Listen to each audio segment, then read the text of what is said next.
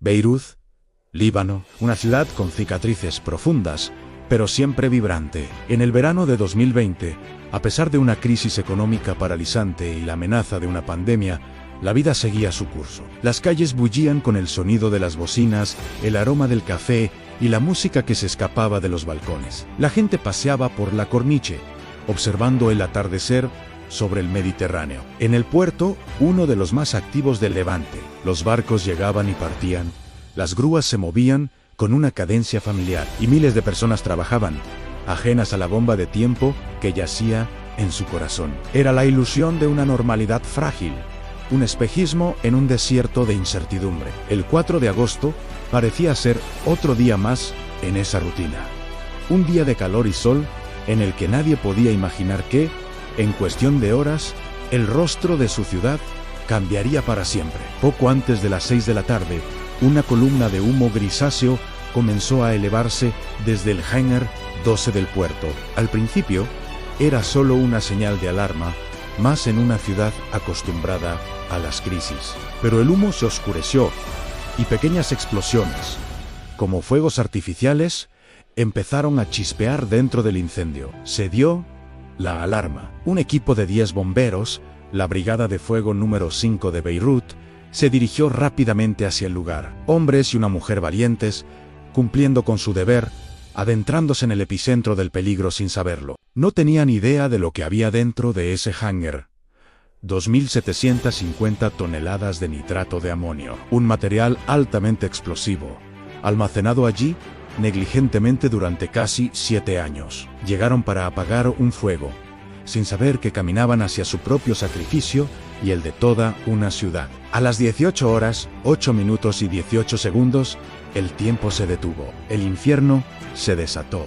El nitrato de amonio detonó en una de las mayores explosiones no nucleares de la historia. Primero, un destello cegador que silenció todo. Inmediatamente después, una onda de choque supersónica, visible y blanca, se expandió como una cúpula monstruosa, arrasando el puerto y avanzando implacable sobre la ciudad. Edificios que habían resistido una guerra civil se hicieron añicos en un instante. Cristales en un radio de kilómetros estallaron hacia adentro, convirtiéndose en millones de cuchillas. Una gigantesca nube, en forma de hongo, de un inquietante color rojizo, se alzó sobre el horizonte, un símbolo apocalíptico que quedaría grabado en la memoria colectiva. El sonido fue ensordecedor, un estruendo que se escuchó a cientos de kilómetros, hasta en la isla de Chipre. En un segundo, Beirut, la joya del Mediterráneo, se transformó en un campo de batalla devastado. Miles de vidas se fracturaron en ese preciso momento. La noche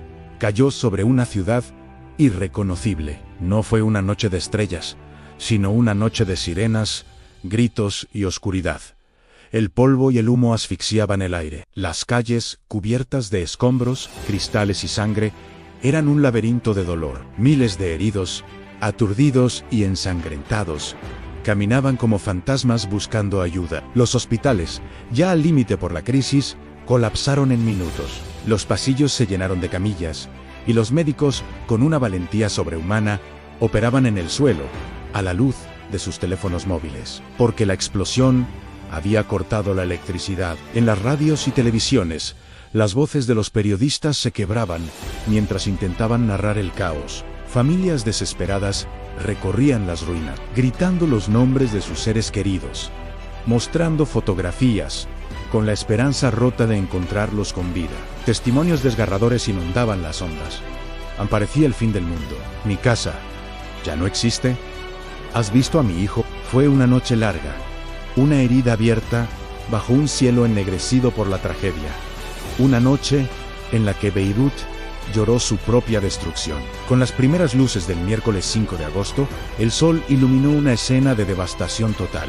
Beirut amaneció como una ciudad fantasma. Donde antes había barrios llenos de vida, ahora solo quedaban esqueletos de edificios, coches volcados, calles intransitables, un cráter inmenso donde antes estaba el puerto. El silencio era pesado, solo roto por el llanto y el sonido lejano de alguna sirena. La escala de la tragedia era inimaginable, pero en medio de esa desolación absoluta, algo extraordinario comenzó a suceder. de forma espontánea, sin ninguna organización oficial.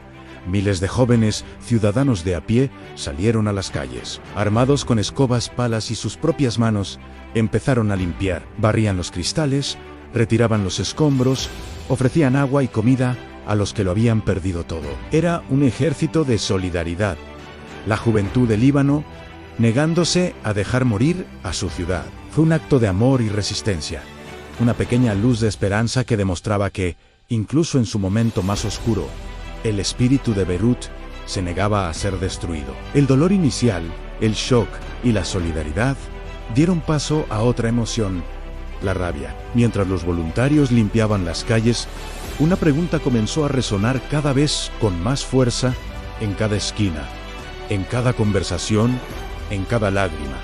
¿Por qué? ¿Por qué se permitió que una cantidad tan masiva de material explosivo permaneciera en el corazón de la ciudad durante años? ¿Por qué se ignoraron las advertencias de jueces y funcionarios de aduanas? La pena se transformó en un grito de justicia. Las familias de las más de 200 víctimas mortales, de los miles de heridos y de los cientos de miles que perdieron sus hogares, comenzaron a manifestarse. Salieron a las calles ya no con escobas, sino con pancartas y retratos de sus seres queridos. Exigían respuestas, exigían responsables. El grito "todos ellos" significa todos ellos. El lema de las protestas anticorrupción volvió con una fuerza renovada. La explosión no fue solo un accidente. Para muchos, fue el símbolo definitivo de la negligencia, la corrupción y el fracaso de un Estado que había abandonado a sus ciudadanos. La lucha por la verdad y la justicia acababa de empezar. El 4 de agosto de 2020, a las 6:07 de la tarde, Beirut desapareció bajo una nube de fuego y polvo. 218 personas murieron, 6.500 resultaron heridas, 300.000 hogares fueron destruidos. La ciudad quedó rota.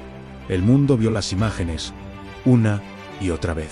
Una explosión apocalíptica que dejó una cicatriz imborrable en el corazón del Líbano. Y en medio del horror, una pregunta resonó en cada rincón del planeta. ¿Por qué? ¿Por qué ocurrió esto? La respuesta estaba en el hangar 12 del puerto. 2.750 toneladas de nitrato de amonio. Un fertilizante agrícola común, pero también un compuesto altamente explosivo, el mismo que se usó en el atentado de Oklahoma City. Esta sustancia, en grandes cantidades y almacenada sin las debidas precauciones, se convierte en una bomba de tiempo. Y en Beirut, el reloj corrió durante 6 largos años. La historia de esta carga mortal comienza en 2013. El buque Rosas, con bandera moldava, partió de Georgia con destino a Mozambique. Transportaba el nitrato de amonio. Una escala, no programada en Beirut por problemas técnicos, se convirtió en su destino final. Las autoridades portuarias detuvieron el barco por graves deficiencias de seguridad y deudas impagadas. La tripulación fue repatriada. La carga, abandonada. En 2014, por orden judicial, el nitrato de amonio fue descargado y almacenado en el hangar 12 en un almacén junto al corazón de la ciudad. Un lugar sin ventilación, sin sistemas antiincendios adecuados. Una sentencia de muerte guardada bajo llave. Durante los siguientes 6 años, el peligro era un secreto a voces. Un secreto documentado en informes, cartas y advertencias que iban y venían entre oficinas, aduanas, el ejército, la judicatura, el gobierno. Todos sabían que esa montaña de sacos era una amenaza. El director de aduanas, Badri Daher, envió al menos 6 cartas a la justicia pidiendo una solución. Sugirió reexportar la carga, venderla a una empresa libanesa o entregarla al ejército. Las cartas nunca obtuvieron una respuesta definitiva. Se perdían en un laberinto burocrático. Un trabajador portuario recordó años después: todos le teníamos miedo al hangar 12. Sabíamos que había algo peligroso ahí, pero nadie hacía nada. Era como si esperaran a que ocurriera la desgracia. Un oficial de seguridad del puerto declaró en una investigación interna haber alertado a sus superiores en múltiples ocasiones. Les dije que si eso explotaba, destruiría Beirut. Sus palabras fueron proféticas. Un informe de la Seguridad del Estado de 2019 advertía explícitamente del riesgo. El informe llegó a las más altas esferas del poder, al presidente, al primer ministro, pero la inacción continuó. La negligencia se había convertido en política de Estado. La corrupción endémica del Líbano es la clave para entender el porqué. El puerto de Beirut, durante décadas, ha sido un feudo repartido entre las élites políticas y sectarias del país, un centro de contrabando, evasión fiscal y clientelismo. Cada facción controlaba una parte del pastel. Mover aquella carga, tomar una decisión, significaba alterar un equilibrio de poder corrupto. Implicaba asumir una responsabilidad que nadie quería. Era más fácil mirar hacia otro lado. Un periodista de investigación libanés lo explicó así: no fue solo negligencia. Fue un sistema diseñado para que nadie sea responsable de nada. La carga quedó atrapada en esa red de intereses. Y la ciudad pagó el precio. El día de la explosión, unos soldadores trabajaban reparando una puerta en el Hangar 2. En las chispas de su trabajo, iniciaron un primer incendio. Los bomberos acudieron a apagarlo, sin saber a qué se enfrentaban. 9 bomberos y un paramédico entraron en el hangar, para no volver a salir jamás. Fueron los primeros mártires de una catástrofe evitable. A las 6:07 de la tarde, el nitrato de amonio detonó. La onda expansiva viajó más rápido que el sonido, destruyó el puerto, arrasó barrios enteros y se sintió a cientos de kilómetros de distancia. Inmediatamente después, se prometió justicia. Se abrió una investigación. El primer juez, Fodi Sawan, imputó al primer ministro en funciones y a 3 exministros. La clase política reaccionó al unísono. Lo acusaron de excederse en sus funciones y consiguieron apartarlo del caso. Su sucesor, el juez Tarek Vitar, retomó la investigación con la misma determinación. Se encontró con el mismo muro. Más de 20 recursos legales presentados por los mismos políticos investigados han paralizado su trabajo una y otra vez. Lo han acusado de parcialidad. Lo han amenazado de muerte. El sistema se protege a sí mismo. La justicia para las víctimas de la explosión de Beirut está secuestrada. Las familias de las víctimas se han convertido en la conciencia del país. Se manifiestan cada mes. Llevan las fotos de sus hijos, de sus padres, de sus hermanos. Sus rostros son el recordatorio constante de la impunidad. No buscamos venganza, buscamos justicia. Repite una y otra vez Rima, madre de un bombero fallecido. Queremos saber quién dio la orden de traer esa carga. ¿A quién la dejó ahí? ¿Quién sabía y no hizo nada? Queremos que paguen por sus crímenes. No nos rendiremos. Por ellos, no podemos rendirnos. Su dolor se ha transformado en un grito colectivo contra un Estado que les ha fallado de la manera más cruel. Las protestas son un acto de memoria y de resistencia. En un país acostumbrado a la amnesia, donde las guerras y las crisis se suceden sin que nadie rinda cuentas, estas familias se niegan a olvidar. Se enfrentan a la policía, bloquean carreteras. Exigen ante el Palacio de Justicia que dejen trabajar al juez Vitar. Representan la lucha de David contra Goliat, la lucha de ciudadanos comunes contra una élite política atrincherada en sus privilegios y su inmunidad. La explosión no fue un desastre natural, no fue un acto del destino, fue la consecuencia directa de decisiones humanas, o, más bien, de la falta de ellas. Fue el resultado de un sistema político basado en la corrupción, la negligencia y el desprecio por la vida humana. Beirut se está reconstruyendo, ladrillo a ladrillo, gracias a la resiliencia de su gente, pero la ciudad no podrá sanar por completo mientras la verdad permanezca enterrada bajo los escombros de la impunidad. La herida sigue abierta y sangra por la ausencia de justicia. El 4 de agosto de 2020, el mundo contuvo la respiración. Una explosión devastadora rasgó el corazón de Beirut, dejando una estela de muerte y destrucción. Las cámaras transmitieron el horror en directo. Las donaciones llegaron y las promesas de justicia resonaron en todo el planeta. Pero, ¿qué sucede cuando las cámaras se apagan y el mundo deja de mirar? Para los habitantes de Beirut, la explosión no terminó ese día.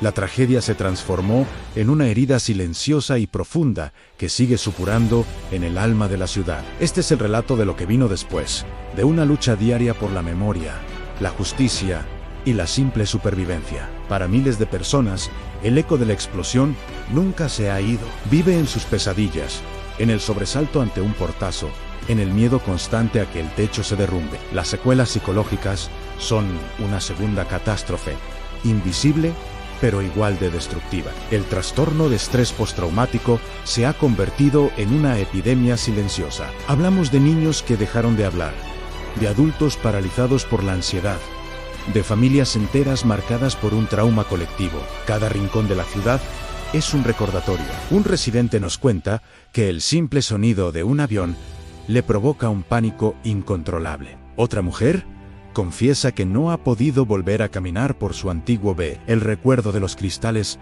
rotos y los gritos la persigue. Psicólogos y psiquiatras describen un estado de duelo permanente, agravado por la sensación de abandono. La explosión no solo destruyó edificios, rompió la sensación básica de seguridad que cualquier ser humano necesita para vivir. Para muchos, el hogar dejó de ser un refugio. Esta herida psicológica se alimenta de una profunda y corrosiva desconfianza.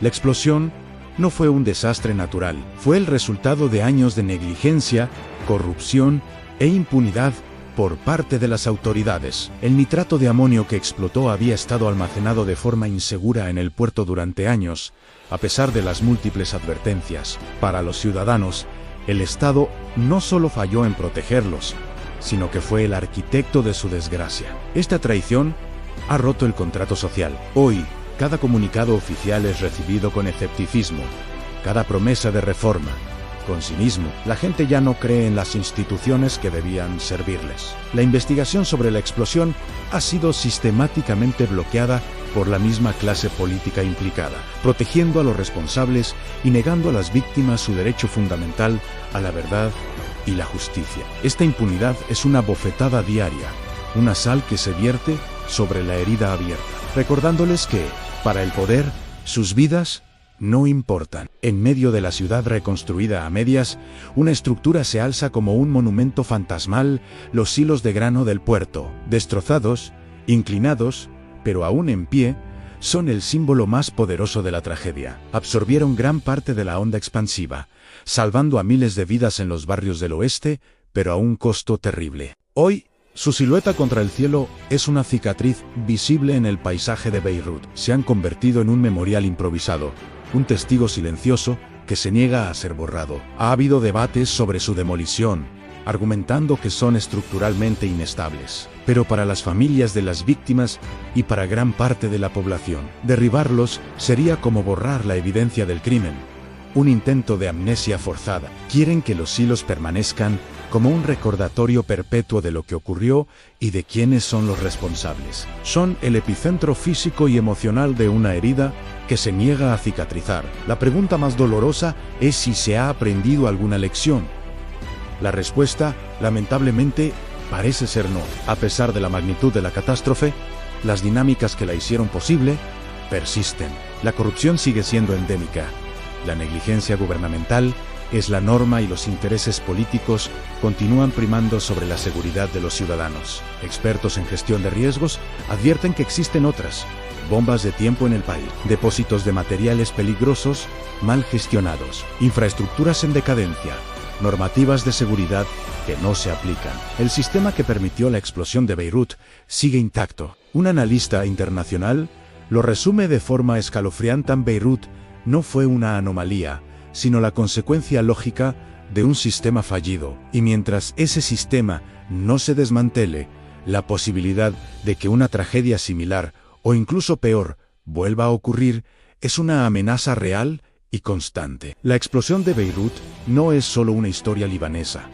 Es una advertencia global. Nos muestra el rostro más brutal de la corrupción y la negligencia estatal. En un mundo donde la desregulación y la falta de supervisión a menudo se presentan como vías hacia el progreso, Beirut es un recordatorio de su costo humano. Nos enseña que cuando las instituciones fallan, cuando la impunidad se convierte en ley y cuando la vida de los ciudadanos se devalúa frente a los intereses de una élite, la catástrofe es inevitable. Lo que ocurrió en ese puerto podría ocurrir en cualquier otro lugar donde se den las mismas condiciones de abandono y desprecio por la vida humana. Es un espejo en el que el mundo debería mirarse con atención, preguntándose cuántos otros puertos, cuántas otras ciudades albergan silenciosamente las semillas de su propia destrucción. En medio de la parálisis política y el dolor, emerge una fuerza imparable a la lucha de las familias de las víctimas. Se han convertido en la conciencia moral de la nación. Organizan vigilias, protestas, campañas en redes sociales y batallas legales incansables. No luchan solo por sus seres queridos, sino por la memoria colectiva y por la justicia para todo un país. Cada 4 de cada mes, se reúnen para recordar al mundo que no han olvidado y que no se rendirán. Sus rostros, marcados por el dolor pero llenos de una determinación inquebrantable, son el motor de la resistencia. Han documentado cada detalle, han recogido testimonios y han presionado a la comunidad internacional. Su lucha es un acto de amor y de desafío. Se enfrentan a un sistema diseñado para hacerlos callar, para que el tiempo diluya su reclamo, pero ellos se niegan a ser borrados de la historia. Mantienen viva la llama de la memoria, asegurándose de que nadie pueda decir que no sabía. Al final, la historia de Beirut, después de la explosión, es una reflexión sombría sobre el futuro. Es la crónica de una advertencia que no fue escuchada. La tragedia no fue un accidente, sino un asesinato colectivo perpetrado por la negligencia y la corrupción, mientras los responsables sigan en libertad y el sistema que los protege permanezca. La justicia será una ilusión y la paz una quimera. La herida de Beirut seguirá abierta, no como un recordatorio del pasado, sino como una profecía del futuro que nos espera si permitimos que la impunidad y el desprecio por la vida humana se conviertan en la norma. La lucha de su gente es una lucha por todos nosotros, un llamado desesperado a construir un mundo donde una catástrofe así nunca más sea posible. Porque la memoria no es solo mirar hacia atrás, es la única brújula que tenemos para no repetir los mismos errores. Gracias por acompañarnos en esta reflexión. Suscríbete para más historias que merecen ser contadas.